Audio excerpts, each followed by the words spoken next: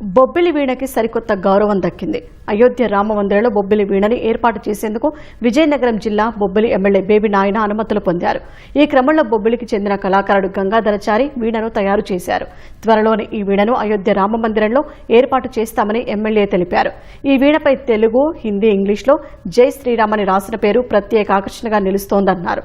ప్రత్యేకంగా రూపొందించిన సరికొత్త బొబ్బిలి వీణ ప్రత్యేకతలను మా ప్రతినిధి కనకారావు అందిస్తారు.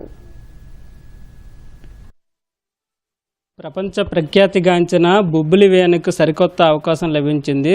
అయోధ్యలో నిర్మించిన రామాలయంలో దీన్ని ఏర్పాటు చేసేందుకు అవకాశం వచ్చింది. స్థానిక బొబ్బిలి ఎమ్మెల్యే ఈ వీణ అయోధ్య రామ మందిరంలో ఏర్పాటు చేసేందుకు అనుమతులు పొందారు. దీనికి సంబంధించి ఇక్కడ బొబ్బిలికి చెందిన గంగాధరచారి గారు ఈ వీణను తయారు చేశారు. ఈ వీణ ప్రత్యేకతలు ఏంటి, దీన్ని తయారు చేయడానికి ఎన్ని రోజులు పట్టింది, ఎంత ఖర్చు దీనికి అయ్యింది, ఇలాంటి విషయాలన్నీ ఆయన్ని అడిగి తెలుసుకుందాం. సార్ చెప్పండి, ప్రధానంగా ఈ వీణ ప్రత్యేకతలు ఏంటి, దీన్ని తయారు చేయడానికి ఎన్ని రోజులు పట్టింది, ఏంటి సార్ దీనికోసం చెప్పాలంటే ఏం చెప్తారు? 30 మంది పనివాళ్ళు ఉన్నాం మేము వీణలు తయారు చేయడానికి. అందులోని వాళ్ళందరూ కలిపి మీరు చేస్తే బాగుంటుంది, నైపుణ్యతగా ఉంటుందని వాళ్ళందరూ కూడాను నాకు ప్రోత్సహించి చేయమని చెప్పారు. అందువల్ల ఇది చేయడం జరిగింది. అయితే ఈ వీణకు వచ్చే ప్రత్యేకత ఏంటంటే ఒకే కర్రతో తయారు చేయండి. జనరల్గా బొబ్బిలి వీణ అంటే ఇక్కడ జాయింట్ ఉంటుంది. ఆ జాయింట్ లేకున్నా ఈ సింహతలకాయతో కలిపి ఒకే కర్రతో తయారు చేయబడింది. ఈ వీణ చేయడానికి 6 నెలల కాలం పట్టింది. మనస్కరతో తయారు చేయబడింది అనమాట. అయోధ్య రామ మందిరంలోని నేను చేసిన వస్తువు చేయడానికి నాకు అవకాశం కల్పించినందుకు పరమేశ్వరుడికి, ఇటు నాయన గారికి కూడా మరొకసారి చేతులెత్తి నమస్కరిస్తున్నాను. అంటే మిగతా వీణలతో పోలిస్తే దీన్ని ఎలా ప్రత్యేకంగా రూపొందించారు? వీణ అంటే పూర్వం దంతం వాడేవారు, ఇప్పుడు ఏంటి ప్లాస్టిక్ వాడుతున్నాం. నాయన గారు మాకు చెప్పింది ఏంటంటే ఇలాంటి ప్లాస్టిక్ ఏది వాడుకున్నాను, కర్రలోనే ఏదైనా డిజైన్ వచ్చినట్టు చూడండి అని ఆయన సజెషన్ ఇచ్చారు. ఇప్పుడు ఈ వీణ ప్రత్యేకత అంటే ఈ డిజైన్ చేయడం అనమాట. ఇది మన బొబ్బిలి చరిత్రలో లేదు. ప్లాస్టిక్ మీద ఎలాగైతే చేస్తామో అలాగే కర్రలోనే తీసుకురావడం జరిగిందనమాట. ఇదంతా చేతితోటే నైష్ చేసింది. ఈ డిజైన్ అంతా మొత్తం ఇదంతా ప్లాస్టిక్తో చేయవలసింది, ఇదంతా కర్రలోనే తీసుకొచ్చామన్నమాట. ఇది తుంబ అంటారు వీణకి.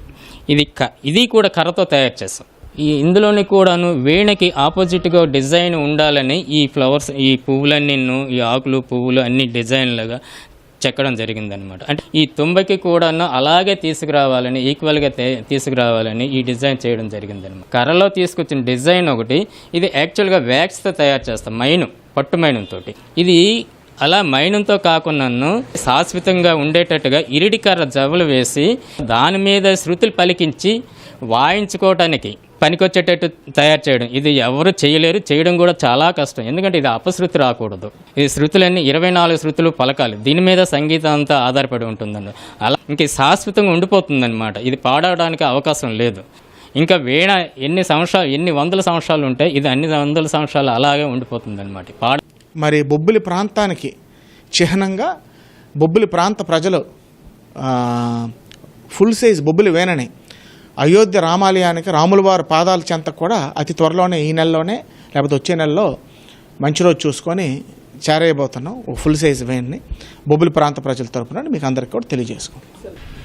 బొబ్బిలి వీణకు సంబంధించి అయోధ్య రామయ్యకి అందించేందుకు ఏర్పాటు చేసిన వీణ యొక్క ప్రత్యేకత, ఇది ఎన్ని రోజులైనా సరే పాడవడానికి అవకాశం లేకుండా దీన్ని రూపొందించారు. అది సహజ సిద్ధంగా వచ్చే కలపతోనే, ఈ పనస కర్రతో ఇది తయారు చేస్తారు. ఆ కలపతోనే ఇవన్నీ కూడా తయారు చేసి ఒక అందమైన ఆకృతితో సరికొత్తగా దీన్ని రూపొందించారు. కెమెరామెన్ నాగేశ్వరరావుతో కనకారావు, ఈటీవీ న్యూస్, బొబ్బిలి నుంచి.